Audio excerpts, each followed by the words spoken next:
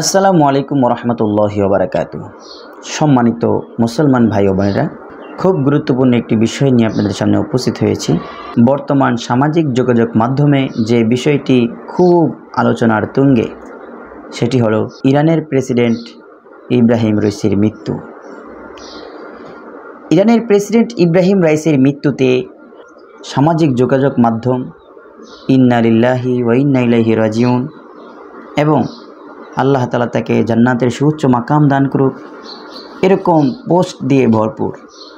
অনেক মুসলমান ভাইরাও এরকম পোস্ট করতেছেন, আবার অনেকে কমেন্টে লিখতেছেন তার মৃত্যুতে ইন্না লিল্লাহ বলা যাবে না বা তার মৃত্যুতে জান্নাত কামনা করা যাবে না। এটা নিয়ে অনেকে দ্বিধাদ্বন্দ্বের মধ্যে আছেন। কেন তার জন্য জান্নাত কামনা করা যাবে না, কেন তার মৃত্যুতে ইন্না লিল্লাহ বলা যাবে না, এটা বলার আগে আমি আপনাদেরকে বলবো যে ইব্রাহিম রাইসি কেন মানুষের হৃদয়ে স্থান করে নিয়েছে। এর একটি কারণ হলো, সে অল্প কিছুদিন পূর্বে ইসরায়েলে বিমান হামলা করেছিল, রকেট হামলা করেছিল। তার এই সাহসিকতা দেখে, ফিলিস্তিনিদের পক্ষ নিয়ে লড়াই দেখে, ইসরায়েলের বিপক্ষে লড়াই দেখে সমস্ত মুসলমানরা তাকে হৃদয়ে জায়গা করে নিয়েছে।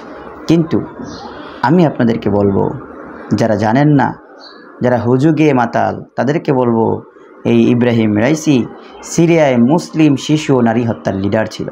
ইরাকে হামলার অন্যতম এক লোক ছিল ইব্রাহিম রাইসি। তাহলে ইব্রাহিম রাইসি আসলে কে? সে কি মুসলমান নাকি মুসলমান না? ইব্রাহিম রাইসি শিয়া মতবাদ লালনকারী একজন ব্যক্তি। শিয়া কারা? শিয়া হলো ওই সমস্ত লোক যারা হজরত আবু বকর, হজরত ওসমান ও হজরত ওমর রাদিয়াল্লাহু তাআলা আনহু সহ অধিকাংশ সাহাবীদেরকে যারা মুনাফিক বা কাফের মনে করে, নাউজুবিল্লাহি মিন যালিক। এই শিয়াদের মধ্যে একটি আকীদা এমনও আছে যে তারা হজরত আলী রাদিয়াল্লাহু তাআলা আনহুকে খোদা বা খোদার অবতার মনে করেন, নাউজুবিল্লাহি মিন যালিক। তারা মনে করেন কোরআনের মধ্যে পরিবর্তন হয়েছে। তাদের আকীদার মধ্যে 12 জন ইমাম রয়েছে।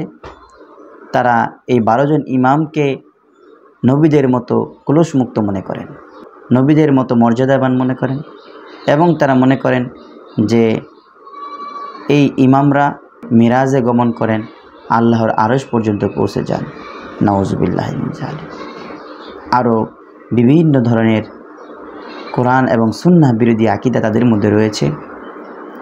এজন্য সংক্ষিপ্ত কথা হলো, শিয়া মতবাদ ধারণকারী যারা রয়েছে তারা মুসলমান নয়, তারা কাফের। আর কখনোই কোনো কাফের জন্য জান্নাত কামনা করা যাবে না। তো যারা মুসলমান রয়েছেন তাদেরকে বলবো, যারা না জেনে না বুঝে এই ইব্রাহিম রাইসির মৃত্যুতে ইন্না লিল্লাহি ওয়া ইন্না ইলাইহি রাজিউন পড়তেছেন এবং তার জন্য জান্নাত কামনা করতেছেন, তাদেরকে আমি বলবো যে আসলে আপনাদের জানার মধ্যে, বোঝার মধ্যে অনেক কমতি রয়েছে। এই জন্য আপনারা ভালো করে জানবেন, ভালো করে বুঝবেন। এই শিয়া মতবাদ সম্পর্কে আরও যদি বিস্তারিত জানতে চান, তাহলে হজরত মাওলানা হেমায়েতুদ্দিন সাহেব দামাত বারকাতুহুম, তার একটি কিতাব আছে ইসলামী আকীদা ও ভ্রান্ত মতবাদ। এই কিতাবের মধ্যে আপনারা 247 নম্বর পৃষ্ঠা থেকে শুরু হয়েছে শিয়া মতবাদ। এখান থেকে আপনারা জানতে পারবেন যে শিয়াদের মতবাদগুলো কি। আপনারা যদি পড়েন তাহলে বুঝতে পারবেন, আপনাদের মাথা বিগড়ে যাবে যে আসলেই আমরা কাদেরকে নিয়ে এত উল্লাস করতেছি। আল্লাহ তাআলা আমাদের সকলকে সহি বুঝদান করুন, আমিন।